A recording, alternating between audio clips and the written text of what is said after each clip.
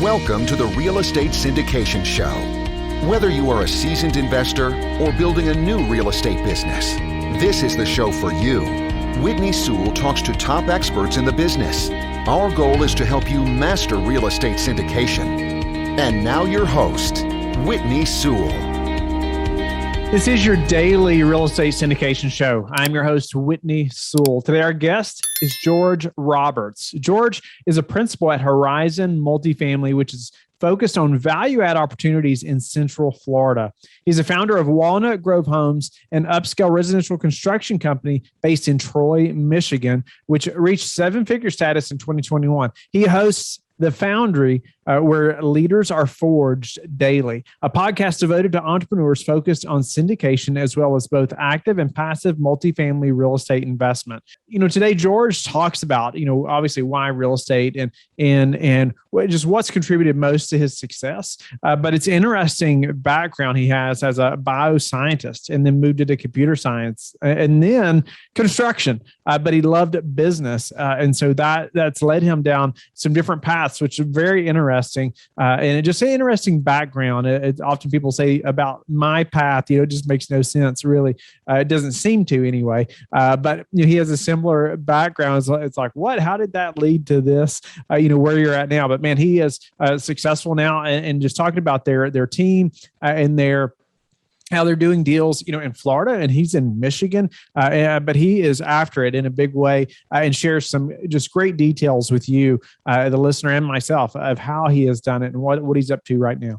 George, welcome to the show. I know you have an interesting background, but I think the listeners would benefit a lot by hearing about some of the things you did in real estate before getting into syndication. And I want to hear, let's jump into, why syndication, why you would move that direction. But fill us in a little bit on some of your expertise before syndicating. Sure. So back many years ago, over a decade, I was a bioscientist, very busy. It was the depths of the Great Recession, so I became an accidental landlord. It was a great experience, but I didn't really run it as a business. I was way too busy elsewhere, moved into computer science, had a little bit more time to focus on some other things, and that's when I moved into construction. It was after my father died, and he had always wanted to build on his property, but the Great Recession had just essentially wiped out that dream. And so then after he was gone, my sister and I decided that we would live that dream. And it showed me a completely new perspective on life, the entrepreneurial perspective. And I realized that I just loved business, but I wasn't needed to be there at the company every day. My brother-in-law got his construction license, and so he was running that company along with my sister. And so I decided, well, hey, I know real estate, but I want to get back into it the right way this time. Don't want to be a single family landlord. I'm going to put in the time to learn multifamily, and I'm going to become an apartment investor. So I guess that sort of dovetails with then why syndication. Well, hey, if joint ventures and being an apartment owner is good, well then being able to leverage resources and bring other people along for the ride, that's great. And so I really found that syndication model very appealing. And I was very excited then to take things to the next level. You said a bioscientist? Bioscientist, yeah. So I was in three fields. I was in microbiology, physiology, and genomics. So I was quite busy for a little while. Yeah. So bioscientist, computer science, construction. I mean, it seems, some people hear my path to syndication there, and sarcastically they'll say, oh, that makes so much sense, because it just doesn't. But yours sounds somewhat similar in that regard.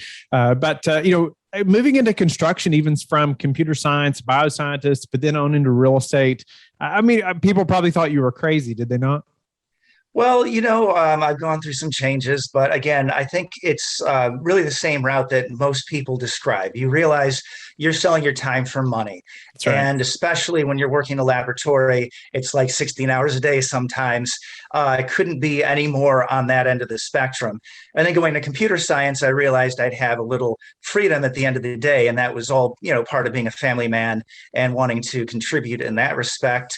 And so then when I discovered entrepreneurship and just to see, what a lever that is in terms of being able to be productive and being able to produce wealth, not just to be able to accomplish things. It's just a completely different perspective. So yeah, I think I turn that lever all the way to the opposite end.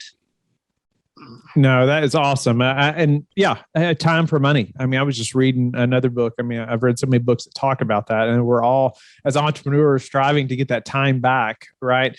But you said you loved business, and real estate was obviously just a great means of bringing all these other people, or syndication specifically, these other people with you, in building wealth in real estate. Give us a little bit of that path, though, from going from construction up to syndication, and just how you had the confidence to get into the first syndication. Yeah, great. So, going by stages, right? Everybody says start big. Everybody who's successful says start big. Now, I'm going to say something that other people may not tell you. There's something called survivorship bias. You don't meet the people in syndication who failed, right? You meet the ones who are successful. So everybody says start big. So I did follow that advice, and I think it is good advice. Started out looking for 100 units or more, and that would be great. Hey, if we had found that, and if we had found the right right sponsor to allow us to come on as co-sponsors and take those deals down, that would have been fine. So I would say, hey, go out and look for those big deals. But what actually came along was a 14 unit in Orlando. And this was a really sweet deal. It was found by my friend, Mark Prokop. He did a lot of the acquisitions work. He has some roots down there. And so he found that deal. It was kind of on the edge, an area that's a little rough, and there's an area that's really nice, and you have this transitional area. And so, at the outset, it was kind of hard to figure out whether that was the right thing to do, but we saw things transitioning after we laid eyes on it and could see that was definitely the right thing to do. So we started sort of small. So I had a joint venture of 3 going into that deal.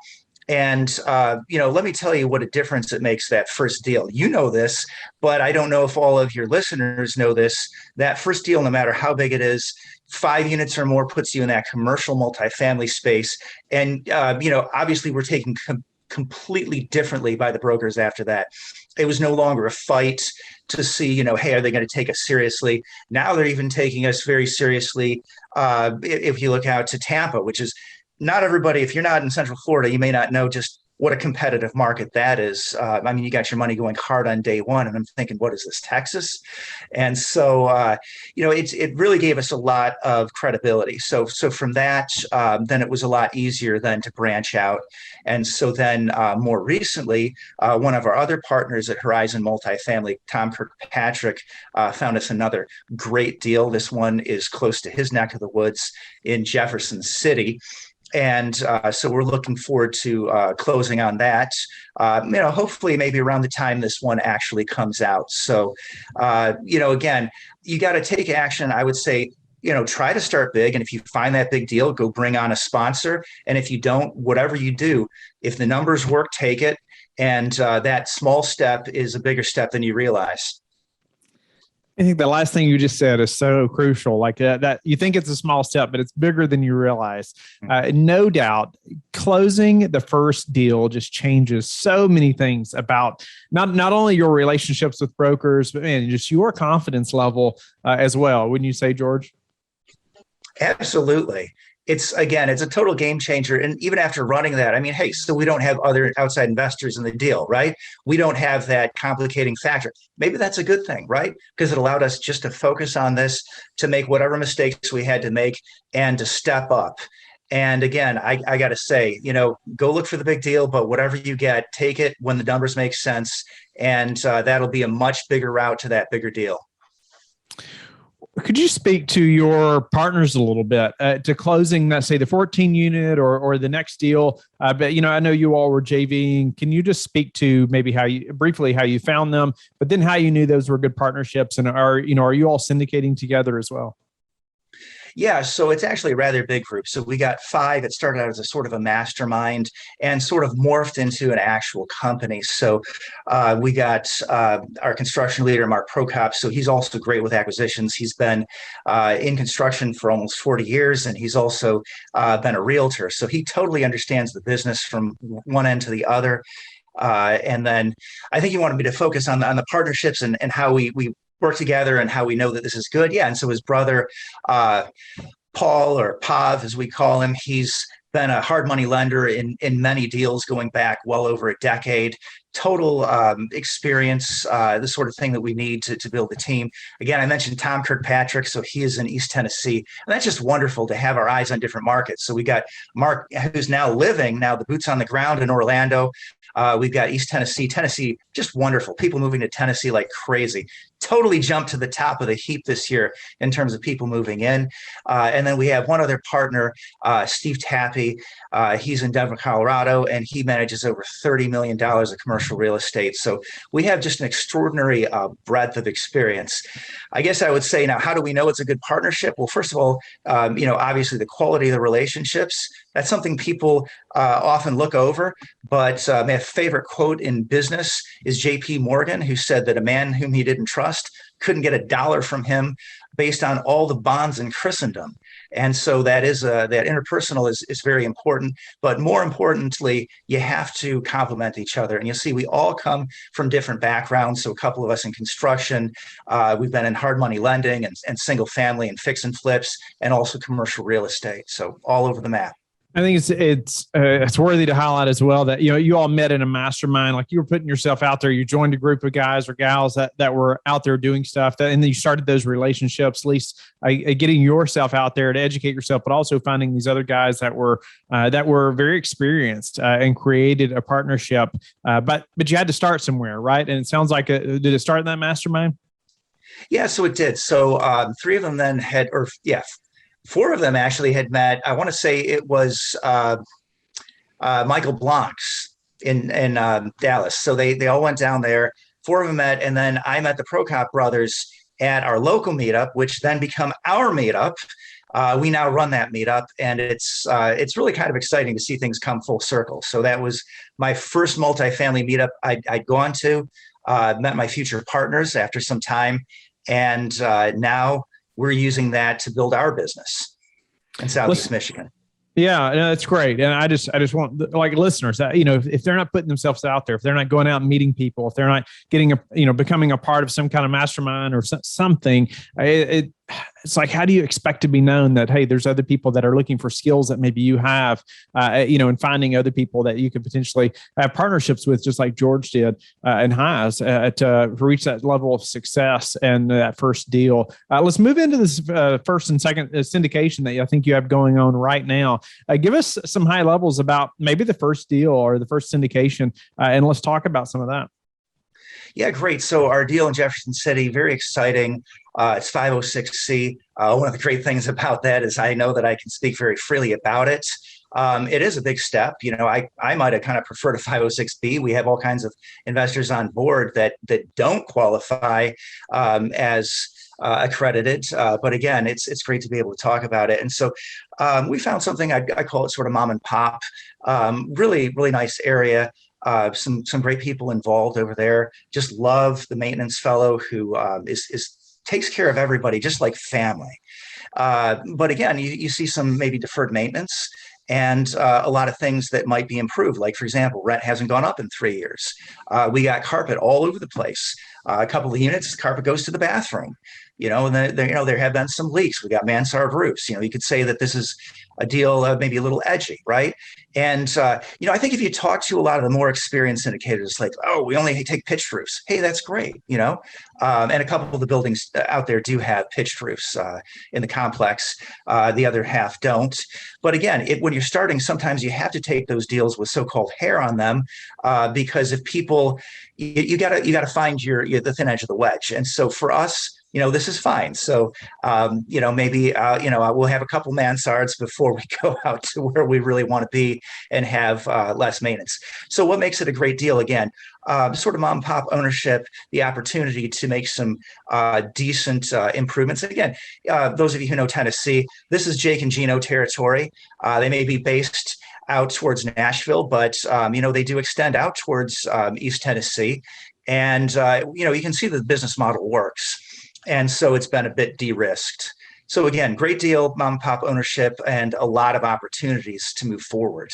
Yeah. Yeah. I think they actually started in Knoxville. So even further, Oh, did quite a they? bit Oh, further my east. I mistake think then. so. I thought they were Nashville. Yeah. Yeah. They have a conference in Nashville. They did a few times before going to Florida. But anyway, about the deal specifically, how large is the deal or units or So this purchase is price? 34 units. 34 Yeah. units? Yeah, 34.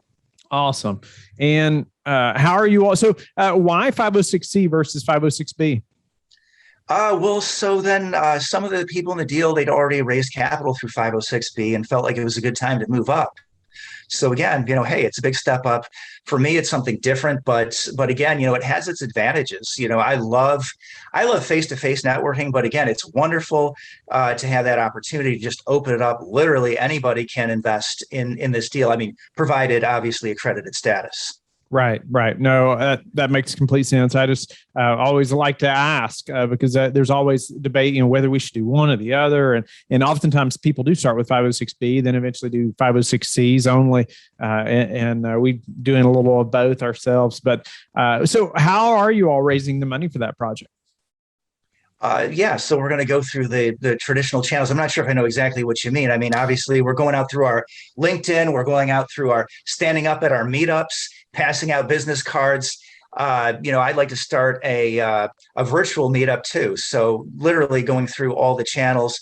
Facebook has a couple of decent places you can post deals. Of course, here's one tip I found. A lot of places, when you sign on to those groups, first thing you promise, apart from not being a jerk, is that you're not going to post deals. And a lot of places consider that spam. So go and look, and some of those LinkedIn, some of those Facebook groups will, they actually cater to accredited investors. They will allow that.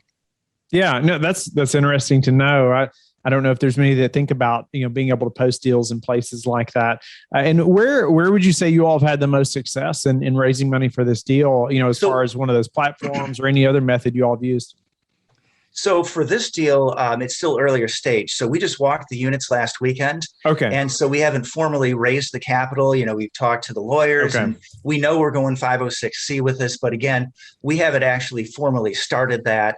But again, the great thing is I can mention it knowing that, we have committed to the 506C and we can discuss it. But again, have not really formally pushed it out there. Once we get that PPM, we will. Yeah. But the other deal I was working on, maybe talk a little bit about and have already had some success through my local meetup, raising capital for that. So I was brought onto that through Yona Weiss's LinkedIn CRE 10 challenge. So I met Lila Ray through that group and we started talking and she brought me on board and was actually a wonderful weekend. I was actually able to drive through and take a look at that in Louisville, Kentucky. We're talking about 104 units.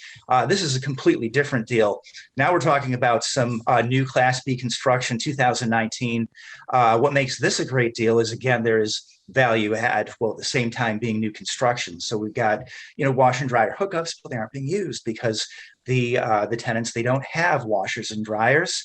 And so that's something we probably have to provide. But just think about the cap rate on that. If you charge another $50 a month and maybe only pay $500 for them, you've paid for it well within a year.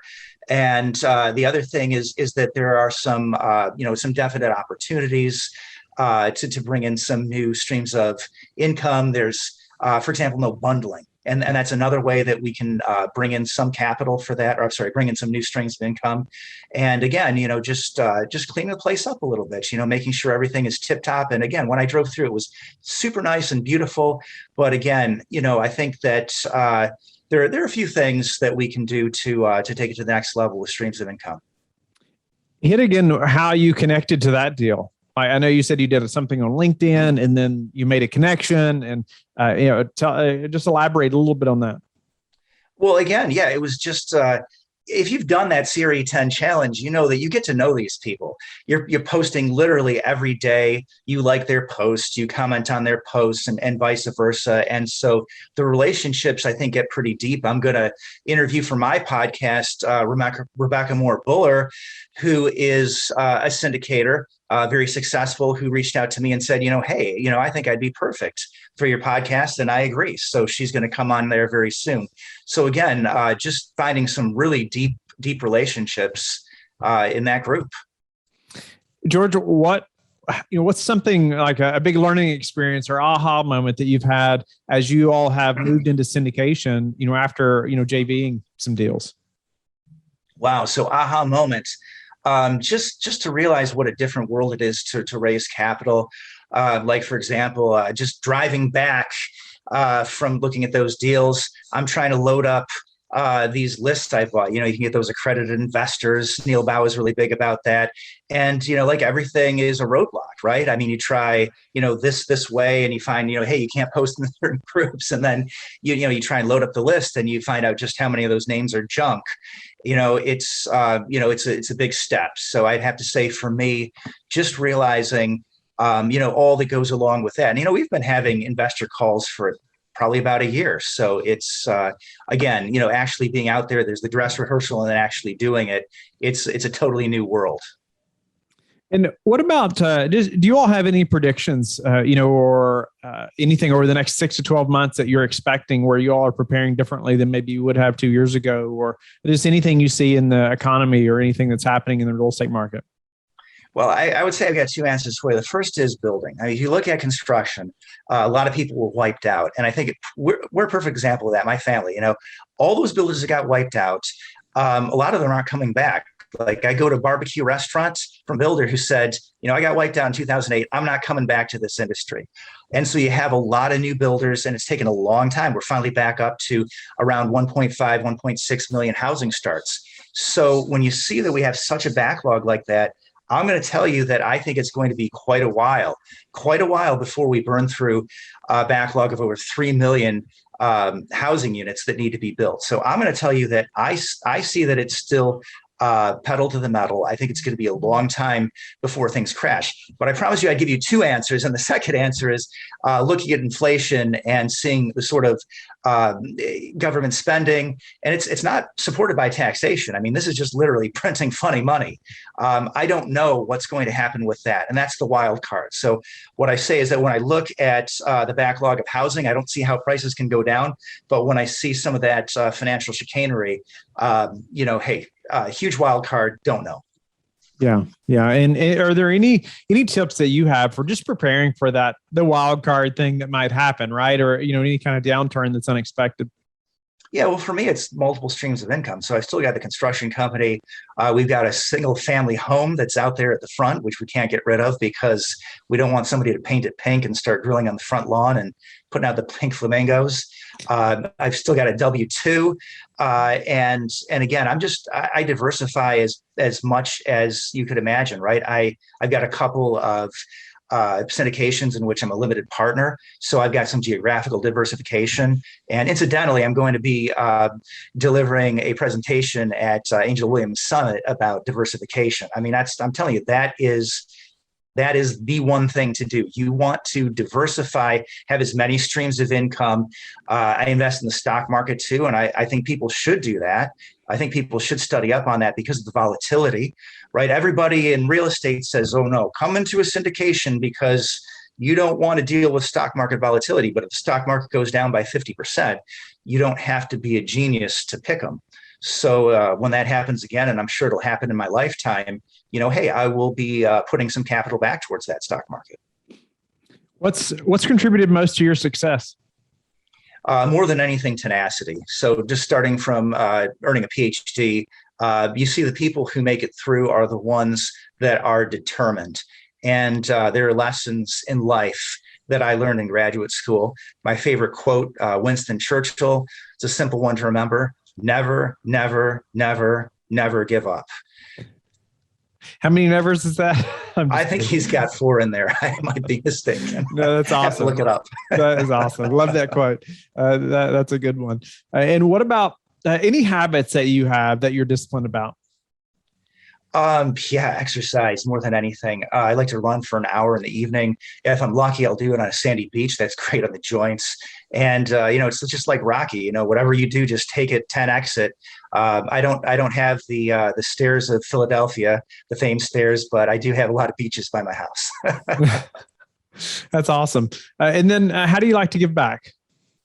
To give back, yeah, sure. I like to donate. I used to donate a lot to the Red Cross. It's a little harder. I find I have to be on my feet all day long with my kids, so I don't do that as much anymore. But I've gotten to a point in my life where I like to donate money. That's something that's really helpful to me. I also like to mentor. If you find me on LinkedIn, which by the way is a great way to find me, you'll find a lot of my content. And if people reach out to me, I'm very happy to spend some time. Nice, George.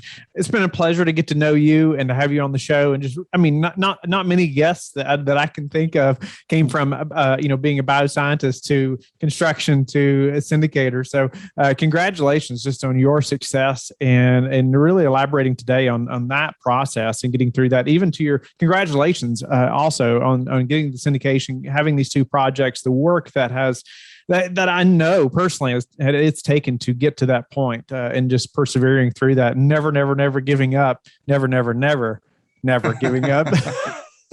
But grateful again, George. And is there any other way that you want to let the listeners know how to get in touch with you?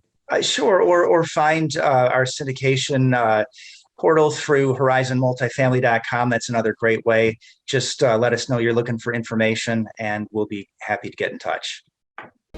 Thank you for listening to the Real Estate Syndication Show, brought to you by LifeBridge Capital.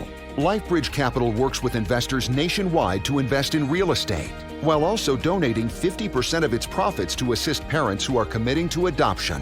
LifeBridge Capital, making a difference, one investor and one child at a time. Connect online at www.lifebridgecapital.com for free material and videos to further your success.